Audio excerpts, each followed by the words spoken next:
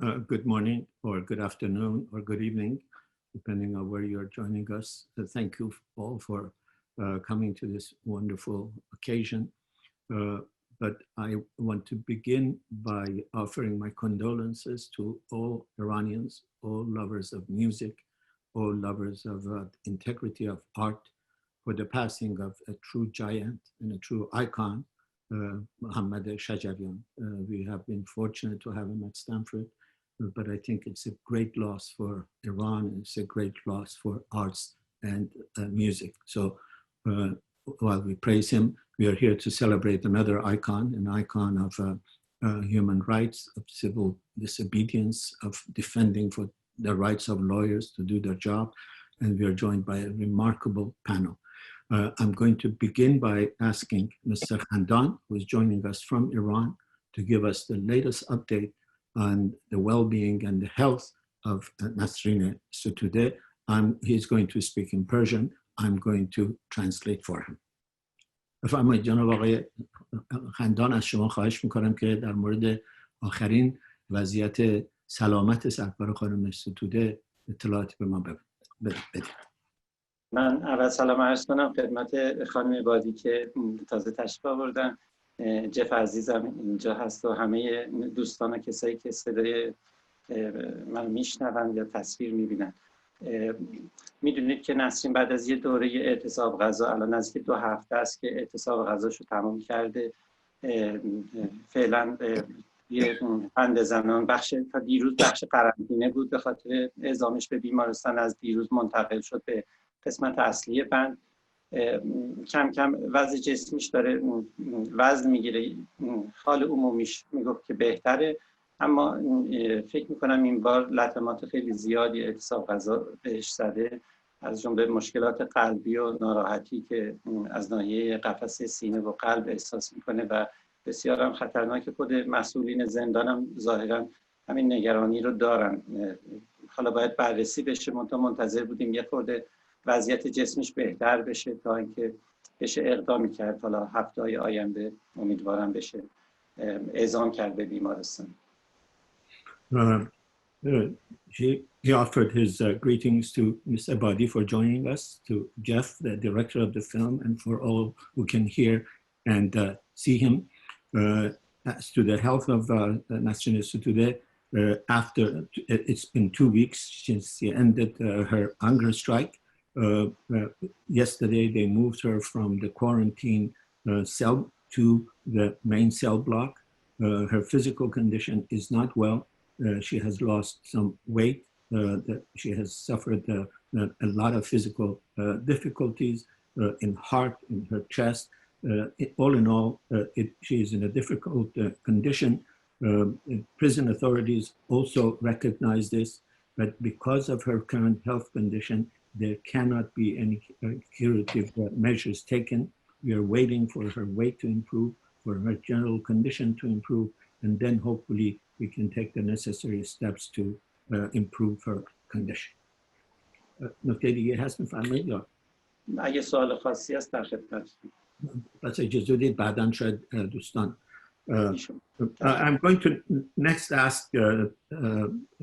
Ms. Ebadi, who has worked with Nasrin Sotoudeh, who has had Nasrin Sotoudeh as her attorney, defending her, to give us a context of her familiarity with Sotoudeh and how there are other lawyers in Iran who have been persecuted or are in prison for doing exactly what their job is, defending people who have been charged. عرض کردم که در مورد فعالیتاتون و همکاریتون با سلام به شما و همه هموطنان عزیزم. نسرین رو من از سالیان دور میشناسم. اولین ملاقات ما زمانی بود که خبرنگار بود، برای مصاحبه آمده بود. من دیدم بسیار خوب سوال میکنه و خیلی چابک و تر و فرز. از تاثیراتش خودم خب بچه رو تو وکیل نمیشی، گفت حالا بررسی کنم ببینم و من دیگه اون رو ندیدم. چند سال بعد که در قامت یک وکیل بود، اون موقع من رئیس انجمن حمایت از حقوق کودکان بودم، آمد به انجمن ما و بسیار فعال بود در زمینه دفاع از کودکان و برای افرادی که زیر سن 18 سال محکوم به اعدام شده بودند خیلی فعالیت‌های مفیدی می‌کرد. دوستی ما همینطوری ادامه پیدا کرد تا اینکه کانون مدافعان حقوق بشر رو من و چند نفر از همکاران تأسیس کردیم. نسرین در اونجا هم در کنار ما بود و مانند ما به رایگان از زندانیان سیاسی و عقیدتی دفاع میکرد. او دوست خوب و همکار خوب من بوده. خیلی متشکرم. With greetings to all. I have known Nasrin Sotoudeh for many, many years. When I first met her, she was a journalist. She had come to do an interview. I immediately recognized how clever, how insightful her questions were. I asked about her education, and I suggested to her, why won't you become a lawyer? The next time I met her, she was a lawyer. By that time, I had created a society for the defense of children.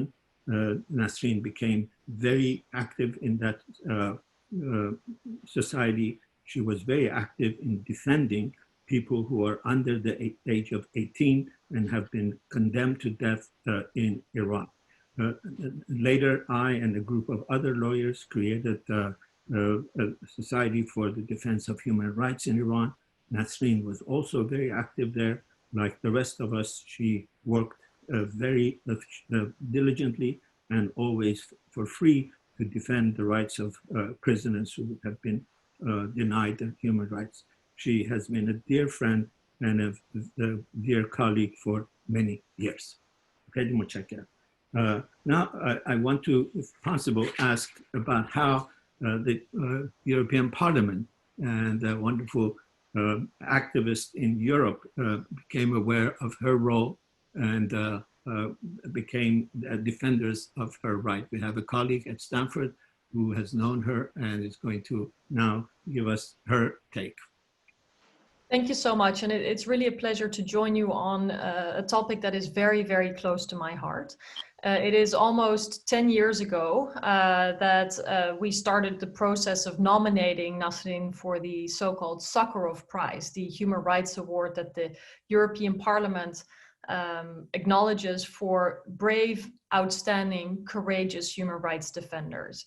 And I have to say, you know, in the aftermath of the Green Movement, the peaceful demonstrations against the outcomes of the presidential elections in 2009 in Iran, human rights in Iran were very high on the agenda, but Nasrin then already stood out for her relentless work to defend minors on death row, but women's rights as well, and essentially the human rights, even if, you know, there's a lot to be criticized about the protection of rights under Iranian law, her willingness to keep challenging injustices within the Islamic Republic. And it was a great pleasure for us to learn that she was recognized with the Sakharov Award after we nominated her. And then a year later, in 2013, I was part of the delegation of members of European Parliament who traveled to the Islamic Republic after a hiatus of 7 years. And I want to just share two brief moments from that visit. There's a lot to say about it, but two things specifically to the work of Nasrin Sotoudeh. Firstly, we were in the end able to meet her in an embassy and were able to give the prize to her personally.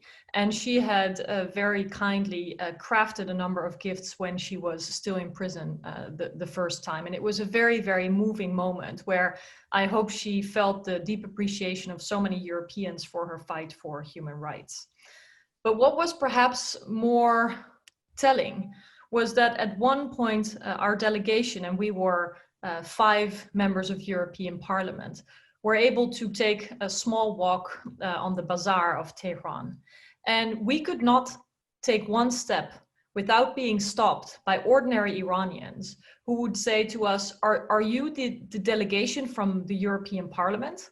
And I can tell you that that's a rare occasion. You know, normally members of European Parliament are not celebrities, but in Iran, everybody recognized us. And it was not because of us. It was because we awarded Nasrin Sotoudeh the Sakharov Prize, because we asked, how do you know that we're here, you know? And they said, well, we saw on the news, it had become a scandal in some conservative outlets that we had, you know, awarded the award to her. And whether it was elderly or young people, whether it was men or women, I honestly could feel the status that she has, the deep respect that many Iranian people have for Nasrin's work. And I think that they felt encouraged. I hope that they felt encouraged to keep fighting for their human rights, to keep supporting someone like Nasrin Sotoudeh in her quest for more justice for all Iranian people. And it's been heartbreaking to see that she was arrested again after that her house was raided, and that the repression of the Iranian people and of Nasrin Sotoudeh herself has not gotten any better. And so I think it is very good to see that there is now a film about her life and her struggle, so that more people can become aware of it, and so that the pressure to free Nasrin can continue. Thank you very much. I hope you do bring more pressure. More pressure is needed. So now my last question from the panel is to Jeff, who has made this remarkable film, I think finally a film that is commensurate with her stature and with the enormity of the struggle. So Jeff, how did you come to this project, and how did you do this magic? Well, magic is just a combination of many people working together with the same goal. I had done a number of previous films about Iran. There was sort of just a life journey that took me in that direction. And one film was with Amnesty International. It was about the persecution of the Baha'i faith in Iran. I was really touched by how often Baha'i, people of the Baha'i community would talk about how much they were helped by a Muslim neighbor. And I just love that idea of people crossing religious barriers to help each other. It was at a time in America where people were using those religious barriers, those religious divisions for political gain. And so producer Marcia Ross and I, this whole project is a combination of Marcia and my work and others, reached out to Nasrin and Reza through a mutual friend in mid-2016. And asked if we could do a film about her work. And we had a goal that if we were lucky, the film would not just be about Nasrin and human rights, but it would also pay tribute to the Iranian people. Because one of the strong feelings we had is that people in America, people around the world, they don't understand how rich and interesting and complex and nourishing the Iranian culture is. And fortunately, Nasrin loves the arts and feels the arts are really important. And so naturally through her life, we were able to make those connections.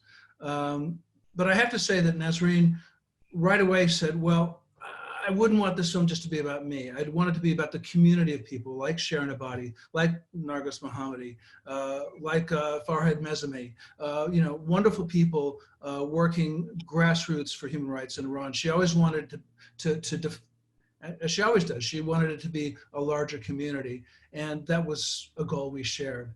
Lastly, I just have to say that for Marcia and me, to get to know Reza, to get to know Nasrin, to meet Shirin Ebadi and Mariette and others was just the honor of a lifetime. And so we're very privileged to be here. Thank you very much. I began with the bad news. I can continue with the good news. Nargis Mohammadi was released from prison a few hours ago. So as a result of, I think, international pressure and having served much of her sentence. So there is a piece of good news too. Before we turn to audience questions that are going to be articulated by chosen and articulated by Roma, does Mr. Khandan want to say something? And Ms. Ebadi, coming back to everything that has been said, is there something you want to add in terms of context, in terms of current status? Janab Khandan? نکته‌ای هست که گفتم بعد از این صحبت‌هایی که شد و میدونم که ترجمه لازم ندارید ولی این صحبت‌هایی که شد نکته‌ای هست که بخواید اضافه بکنید قبل از اینکه به سوال‌های مردم بپردازید.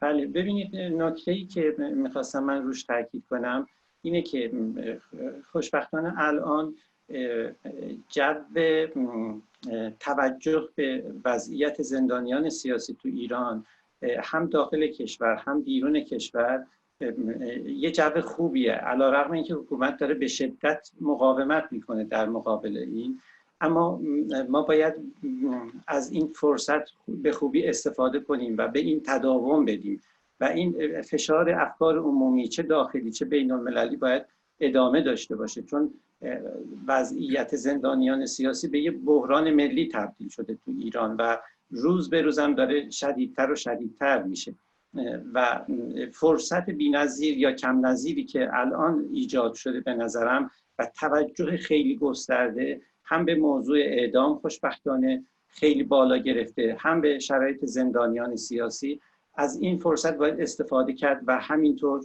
افکار عمومی رو در این سطح نگه داشت که فشار بیارن بلکه شرایط زندانیان سیاسی تغییر کنه تو ایران. I want to add one point, he said. Fortunately, at this moment, international attention on the plight of political prisoners in Iran and attention within Iran has increased to a very, very substantial extent. The regime is very much resisting these pressures, but this is an opportunity. I think if we continue the pressure, if we continue to bring along international public opinion, we can bring about the necessary changes. The plight of political prisoners in Iran has become a national crisis. It is every day becoming more serious. This is a rare opportunity to bring about pressure to change. This is a rare opportunity where the question of executions, the question of the conditions of political prisoners has attracted international attention and national attention in unprecedented way. We should press on and we should turn this opportunity, this moment into an opportunity for change. خانم عبادی شما مطلبی هست که بفرمایید. همونطوری که در فیلم هم دیدید نسرین در قالب یک وکیل مدافع کار میکرد و به همین دلیل هم فعالیت‌هاش متمرکز در این رشته بود و به همین دلیل رفت زندان. علت زندانی شدن نسرین فقط و فقط شغلش و ایفای وظیفه وکالتی بود و بایستی با کمال تأسف اضافه کنم فقط نسرین نیست که در زندانه. الان در حال حاضر 5 وکیل دیگه هم در زندان هستن و در 10 سال گذشته بیش از 60 وکیل دادگستری به خاطر اشتغال به حرفه وکالت تحت تعقیب کیفری قرار گرفتن. برخی زندان‌های طویل المدتی رو متحمل شدن مانند آقای سلطانی و سیفزاده. برخی زندانشون 1-2 سال بود کشیدن آمدن بیرون مثل آقای اولیایی‌فر. برخی دیگر در سنینی نبودن که زندان رو تحمل بکنن، مجبور شدند ایران رو ترک کنن مانند خانم مهناز پراکند و بسیاری دیگر که آمدن بیرون. این روش باعث شد که وکلای دیگر با احتیاط و با پرهیز از درگیری با حکومت دیگه قبول نکنند پرونده های متهمان سیاسی و عقیدتی رو و در نتیجه مردم بی‌دفاع موندند. مشکل اینجاست که الان مردم واقعا دستشون بسته است. چرا؟ برای اینکه وکلا هر کس پا به میدان دفاع میگذاره در این زمینه سر کارش بالاخره با زندان میفته و این بزرگترین آسیبی است که به جامعه مدنی و فعالین سیاسی در ایران خورده. بی‌پناه شدند.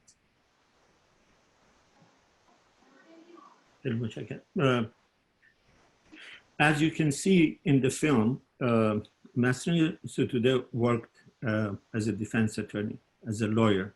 The only reason that she has been put in prison is because she was pursuing her profession. There is no other reason other than her insistence on the continued performance of her duty, of her role as a lawyer. But unfortunately, Nasrin is not the only one who is in prison. There are, as we speak, 5 other lawyers who are serving time in prison. Over the course of the last 10 years, there has been at least 60 other attorneys who have been charged and served in prison, sometimes for long periods of time. For example, Mr. Soltani, Mr. Zaidzadeh served many long years in prison. Some, like Mr. Oliaifar, served a couple of years. Some, because of their age, because of their condition, left Iran, like Ms. Mahnaz Parakan, and many, many others, because seeing what had happened to these lawyers who had defended political dissidents, became cautious and began to avoid taking cases that would eventually end them in prison. As a result, political prisoners, as a result, Iranian people have become defenseless. They are without help in defending their rights. Every prison lawyer who has taken one of these cases has essentially ended up in prison. The biggest damage of this approach has been to the Iranian civil society. Iranian civil society and its activists have been rendered helpless in face of, legally helpless in the face of these calamities. I think we should open, I know that there are questions that people have. If anybody wants, if Jeff or somebody else wants to add something to what has been said before we open it up to audience questions, please go ahead and say it. I'll just add one thing, which is that people, as you said before, international pressure can make a difference. And so it's not just enough to have a conference or a film or a conversation. It's important to follow that up with action and support from around the world, both yourself and encouraging others. There are petitions from PEN America and other institutions highly respected that will put pressure on the Iranian authorities. And you can also do it through the website for our film, which is nasrinfilm.com. So don't just watch and listen, be active. Yeah, and while we wait for the first question, I have to say that just yesterday, Ms. Ebadi, Hamid Muqaddam, who's a very prominent Iranian American businessman, and I published an op-ed asking the international community to come to the defense of Iranian political prisoners, asking the international legal organizations to discontinue any contact with regime-affiliated organizations, asking the international sports organizations to ban Iran till they can change their behavior and become law-abiding members of the international community. This kind of a behavior, the executions that have happened, Navida Afkari, the pressures on Nasrin Sotoudeh, on others, this has to stop. And the only way it will stop is if we bring this kind of international pressure. So Ms. Parha, do you want to ask the first question? Thank you. We have a lot of questions and comments. Jeff, let's start with you. Viewers are asking if you can say a bit more about how the film was made, the risks that individuals took to help film it. And one viewer in particular says, Beyond filming the entire film, how much of a hand did the videographers in Iran have in post-production? It was an amazing piece of work, and I'm curious how many Iranians were involved in a production about our culture, especially one directed by a non-Iranian.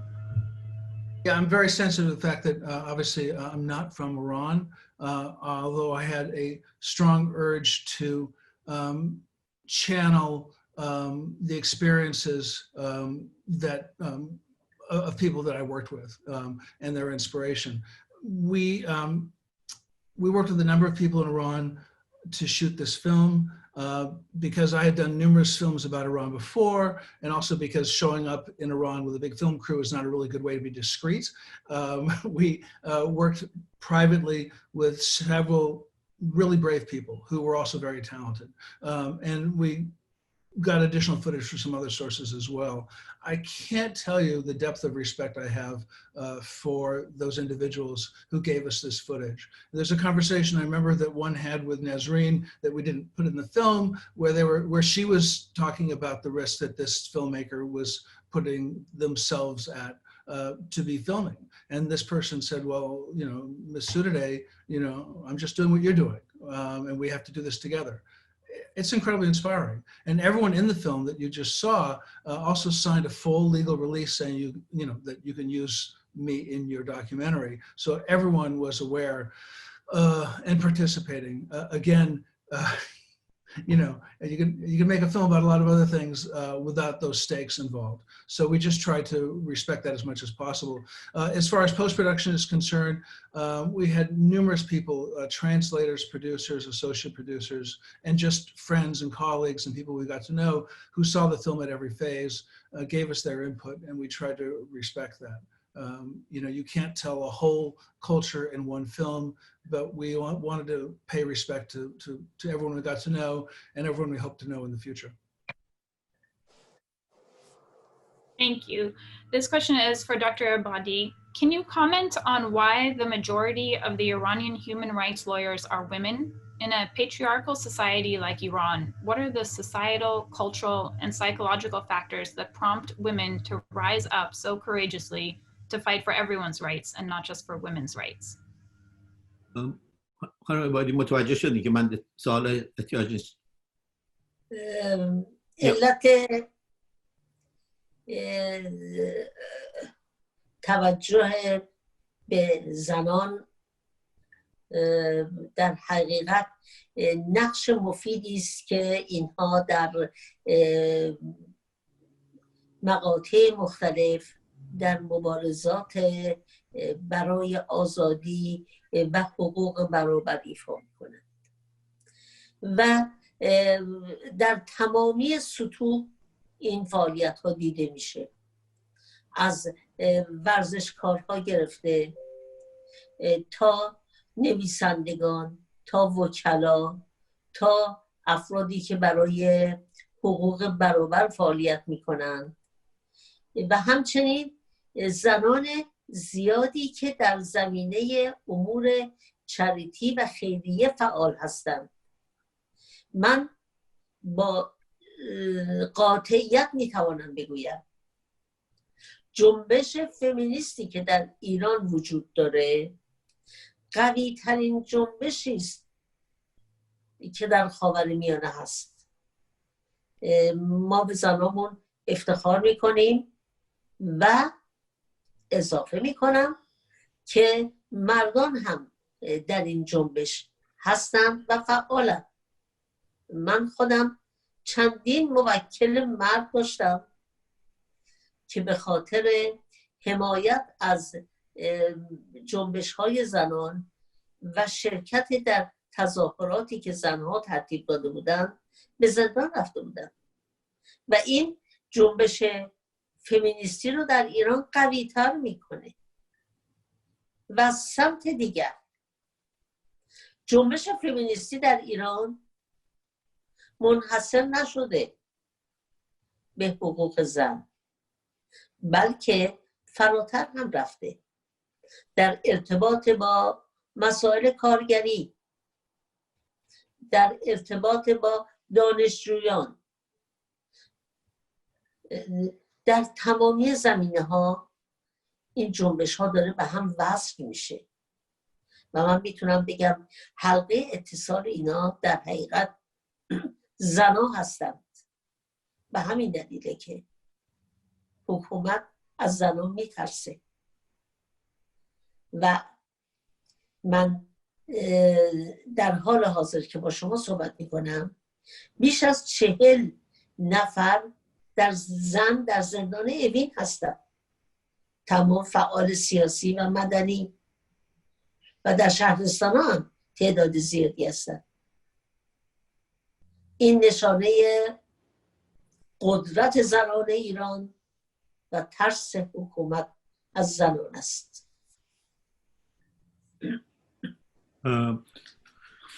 I think the reason for that prominence of women in the civil rights and human rights domain is that if you look at it historically, Iranian women have played a critical role in the fight for freedom and for equal rights throughout modern Iranian history. And it isn't just in the legal domain. Women athletes, women writers, women lawyers, those who are active for equality before the law, in the domain of charity. I can say with some certainty that the Iranian feminist movement today is the strongest in the Middle East. I am honored, I am proud of Iranian women. But of course, there are men too who have joined this movement. Some of my own attorneys were Iranian men.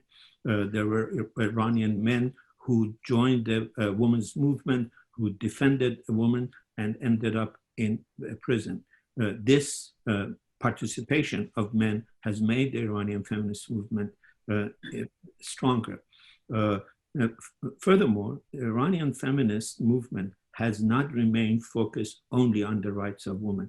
It has expanded itself.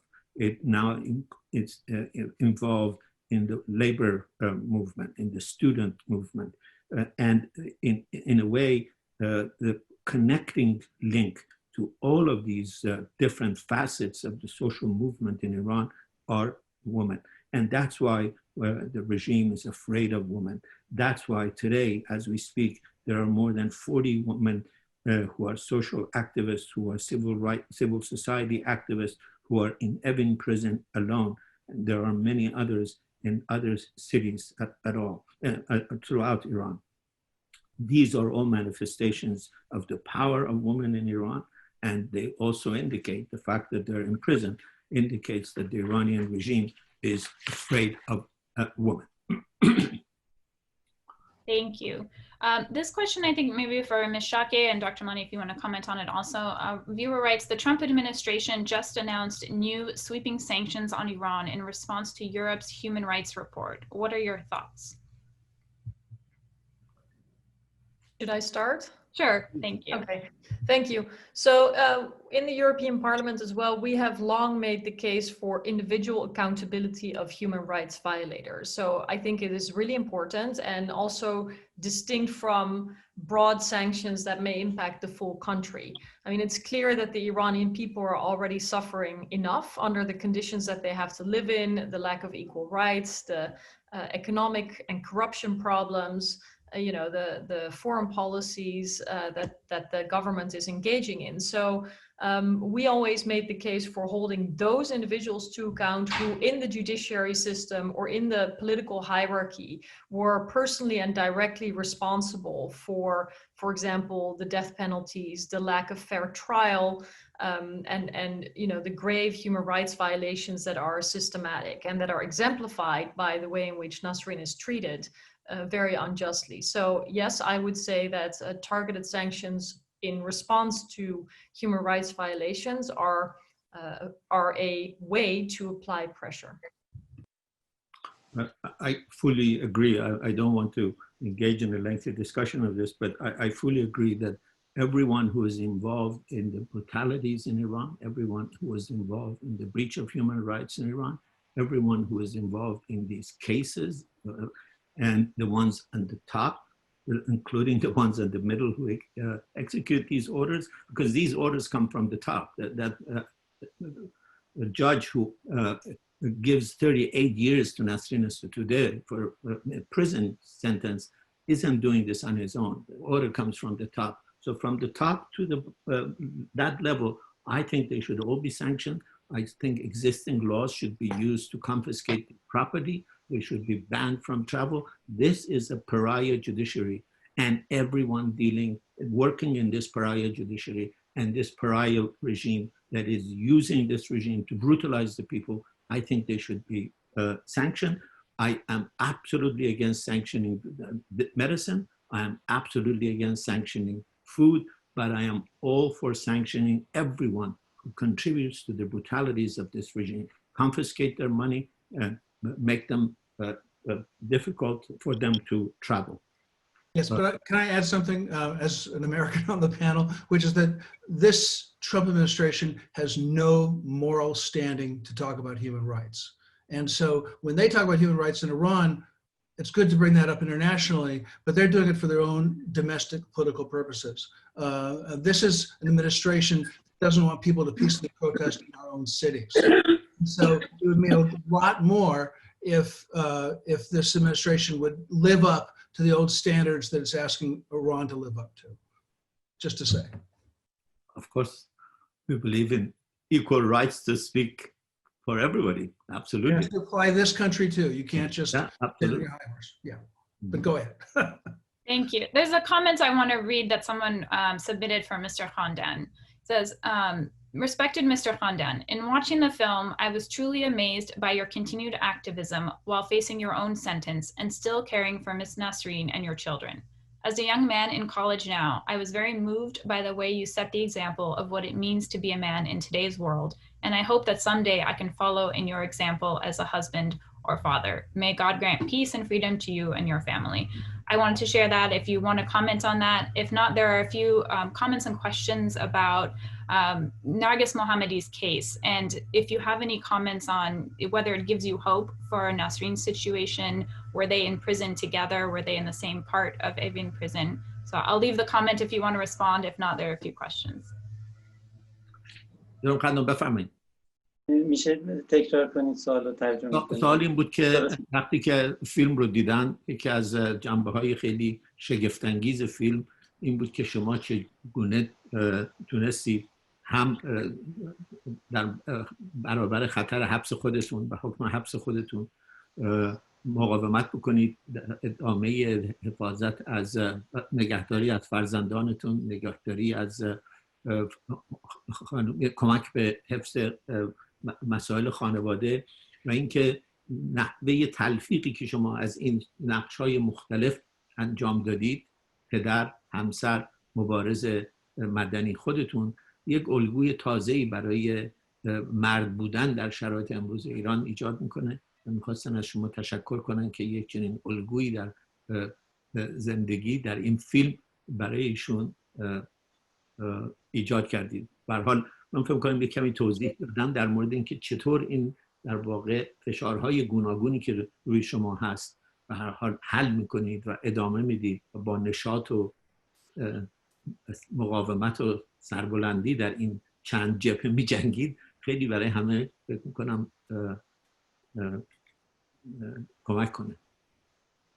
بعدم نرگس محمدی اگر چیزی در مورد ایشون و رابطهشون با خانم ستوده و آزادیشون میخواید بفرمایید. بله. من قبل از همه چی خب امروز 2 تا خبر برای ما اومد. خبر اول که بسیار خوشحال کننده بود، آزادی خانم نرگس محمدی که غافلگیرانه بود و متاسفانه بعد از اون خبر درگذشت استاد شجریان بود که خب بسیار برای تمام مردم ایران و برای اهل موسیقی و اهل فرهنگ خب بسیار تکان دهنده بود این خبر که من از این فرصت باید استفاده کنم تسلیت بگم به خانوادهشون و تمام مردم ایران و مردمی که در تمام دنیا عاشق موسیقی هستن، عاشق صدای شجریان و امثال اون بودن. اما در رابطه با موضوعی که دوستان لطف کردن، اولا احساس میکنم یه مقدار تو این رابطه جف فیلمش رو به سمتی هدایت کرده که تا حدودی حالا بگم بزرگنمایی یا خیلی برجسته شده.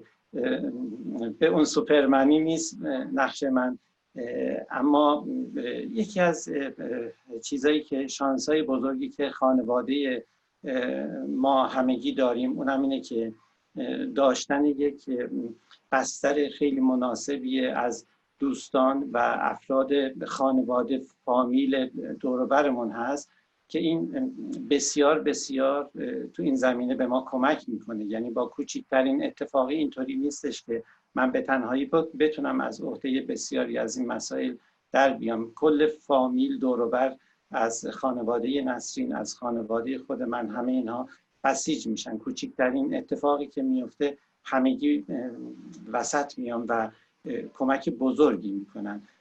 من تا اینجا اگه اجازه بدید ترجمه کنید که بعدا طولانی بشه. Today we had two news.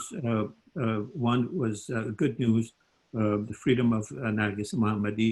It was unexpected, but there was also the sad news of the passing of Maestro Shajarian.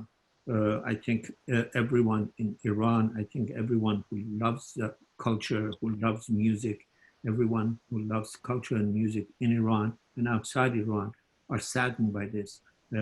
I offer my condolences to his family and to all of the Iranian people who loved him and who loved Shajarian. In terms of the question that you had kindly suggested, I think in this respect, Jeff has maybe created too much of an image of me. There's nothing like a Superman at work here. I think what is our big fortune in our family is that we operate in the context of a network of family and friends who help us at every turn. I would have never been able to do all of this on my own. Whether it is my family, whether it is Nasrin's family, whether it is my friends, the slightest thing that happened, every one of them comes in and offers their support. And it is because of that network of support that we have been able to sustain ourselves.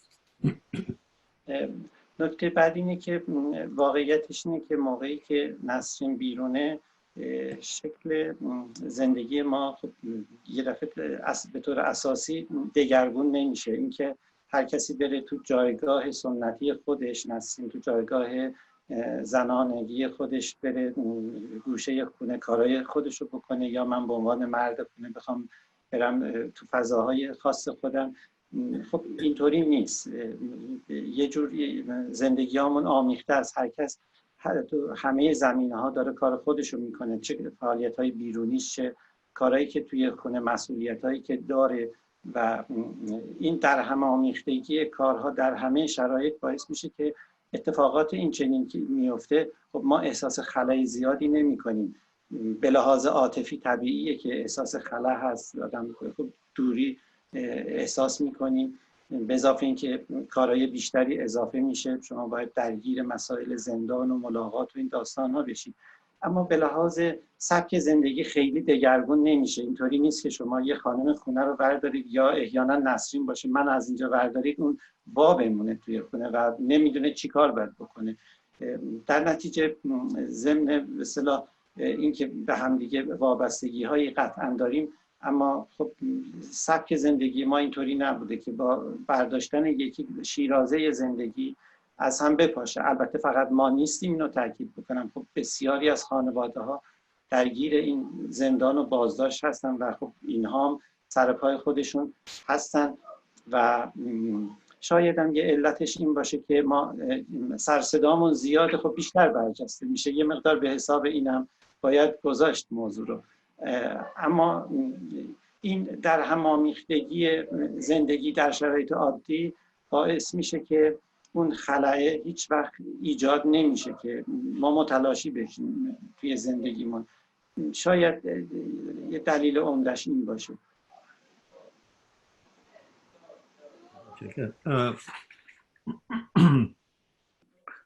The second point that I want to say and remind everyone is that the reality is that our lives are not normal in the sense that it is not Nasrin when she is out of prison functioning as a traditional Iranian woman, and I as a traditional Iranian man, each of us having separate spaces, each of us having separate functions.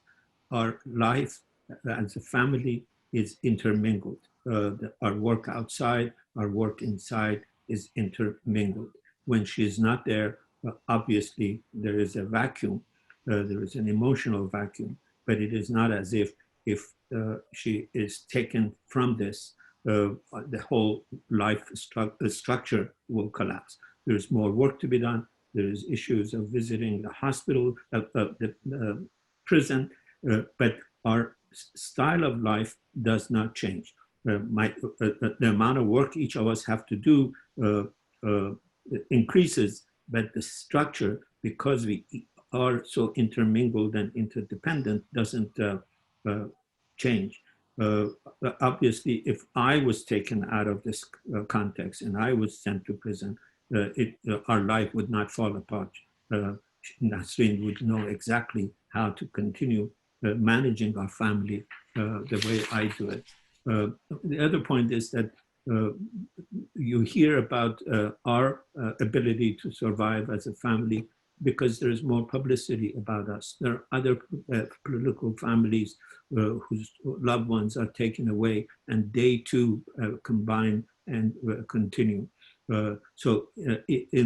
Because of this intermingling and interworking and working together during normal times, when prison time comes, life doesn't get shattered, but we only feel the emotional vacuum of her absence.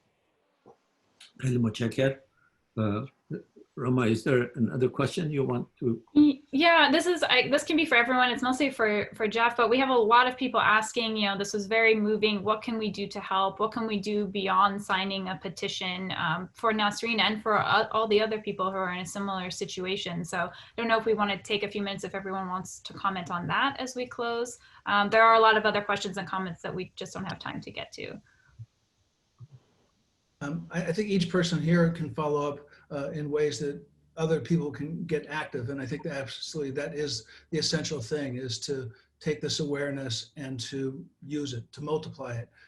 Again, we have a petition on our website for the film, nasrinfilm.com, that's through PEN America, and that keeps growing. But it's important to have that voice grow and multiply in different ways. Dr. Milani, do you have a suggestion on how to build on that as well? Again, the article you wrote yesterday addresses that in a different way. Yeah, I'll say, let's hear from the others. I'll put in my 2 bits about how to contribute to this as well. Anybody else?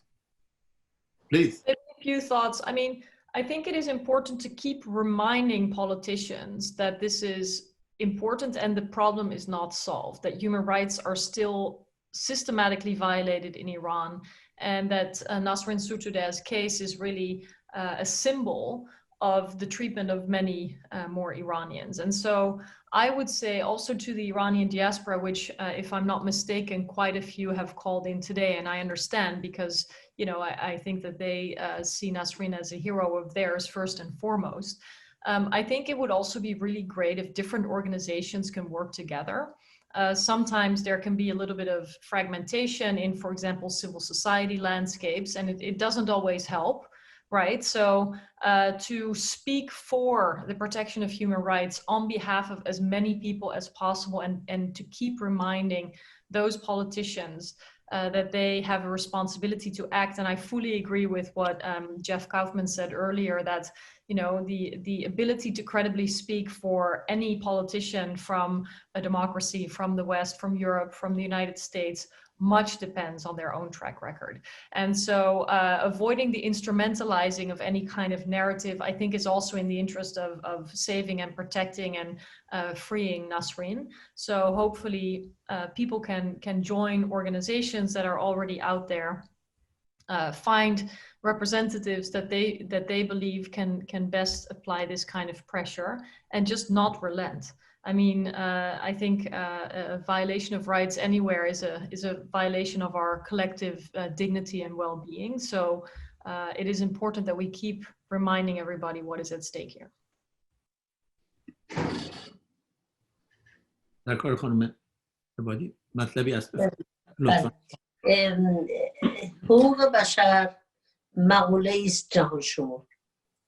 هر چی که در یک کشوری اتفاق میفته به سایر کشورها و مردم دنیا هم مربوطه. بنابراین خواهش من از جامعه مدنی بین المللی این است که بی تفاوت نمانید نسبت به سرنوشت نسرین و سایر وکلایی که در زندان هستند. من همکاران خودم رو در سطح بین المللی به کمک می طلبم.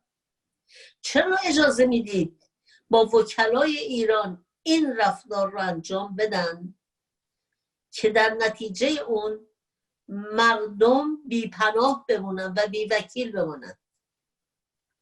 من از جامعه مدنی در سطح بین المللی استمداد می طلبم که به حکومت هاتون بگویید به حقوق بشر بیشتر توجه کنند. امضای قراردادهای تجاری رو و منافع اقتصادی رو مقدم بر حقوق بشر ندانند. ما به کمک همدیگه می توانیم پیروز بشویم. مردم ایران سالهاست برای دموکراسی و آزادی در ایران مبارزه می کنند.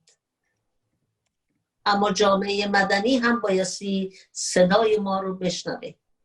باید بداند که مردم ایران چه میگویند و خواست سادهشون که آزادی باشه چیست. صدای بلندگویی باشید برای صدای ما.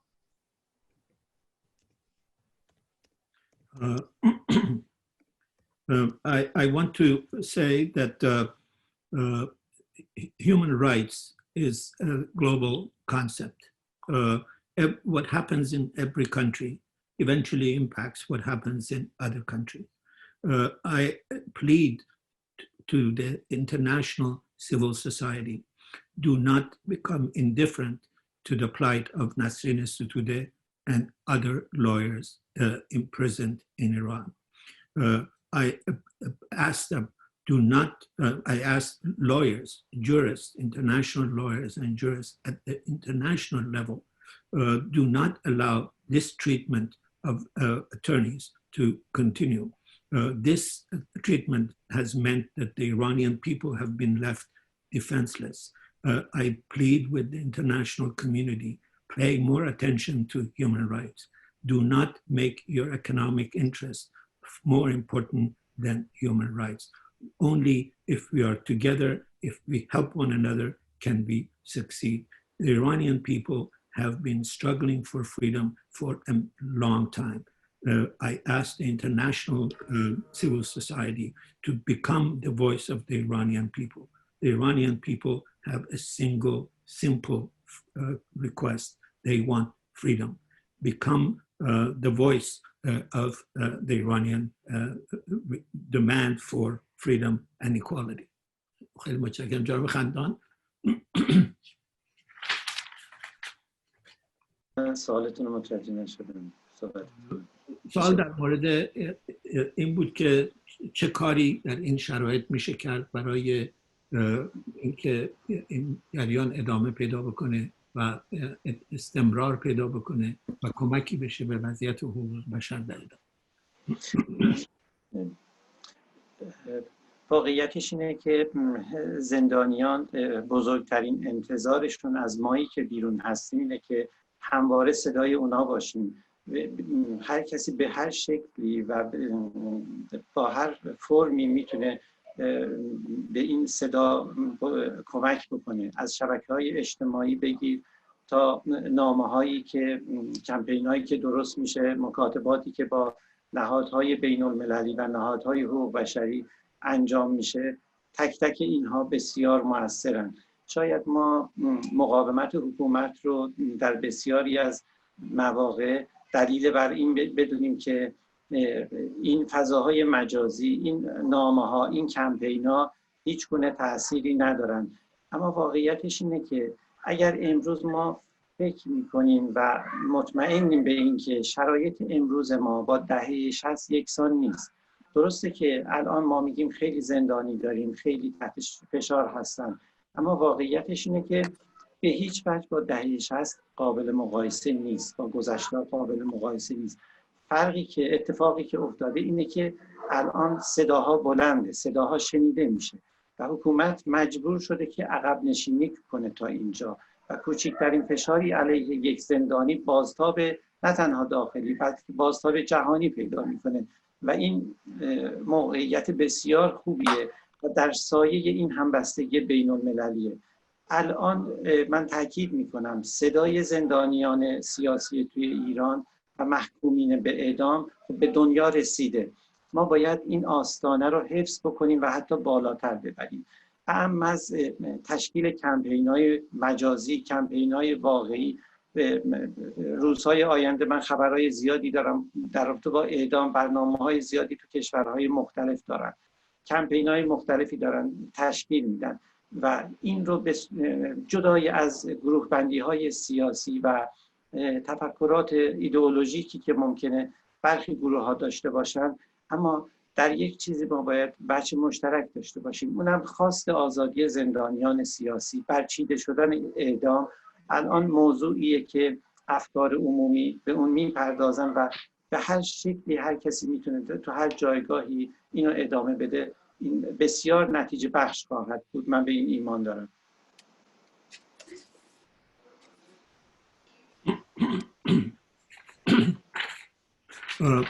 The reality is that political prisoners expect of us to become their voice.